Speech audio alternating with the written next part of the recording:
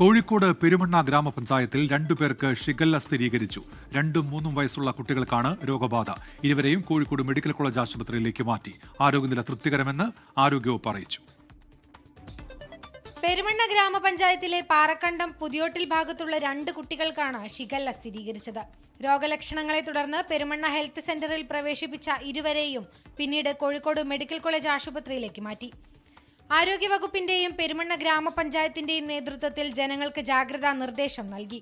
രോഗം കണ്ടെത്തിയ ഭാഗങ്ങളിൽ ആരോഗ്യവകുപ്പിന്റെയും ആശാ വർക്കർമാരുടെയും നേതൃത്വത്തിൽ പ്രതിരോധ പ്രവർത്തനങ്ങളും ഊർജിതമായി നടക്കുന്നുണ്ട്.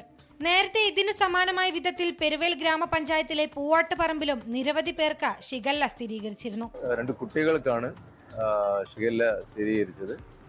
അത് അറിഞ്ഞ ഉടനെ തന്നെ ആരോഗ്യ പ്രവർത്തകർ, ഹെൽത്ത് ഇൻസ്പെക്ടർ ഉൾപ്പെടെയുള്ള പഞ്ചായത്ത് മെമ്പർ ഉൾപ്പെടെയുള്ള ആളുകൾ അവരെ നേരിട്ട് പോയി കാണുകയും അത് എവിടുന്നാണ് അതിൻ്റെ ഉറവിടം കണ്ടെത്താൻ വേണ്ടി ശ്രമിക്കുകയും ചെയ്തിട്ടുണ്ട്. അതിനെതിരെയുള്ള പ്രതിരോധ നടപടി സ്വീകരിക്കുകയും ചെയ്തിട്ടുണ്ട്. ഇപ്പോൾ അത് പേടിക്കേണ്ട അവസ്ഥയിലൊന്നുമല്ല ഉള്ളത്.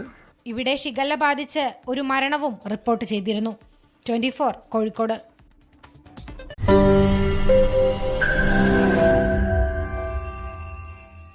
ലോകത്തെവിടെയായാലും ഏത് സമയത്തും 24 വാർത്തകളും ഓഗ്മെന്റഡ് റിയാലിറ്റി പാക്കേജുകളും എക്സ്പ്ലെയിനറുകളും വിശദമായി കാണാൻ ഞങ്ങളുടെ യൂട്യൂബ് ചാനൽ നിങ്ങൾക്ക് സബ്സ്ക്രൈബ് ചെയ്യാം.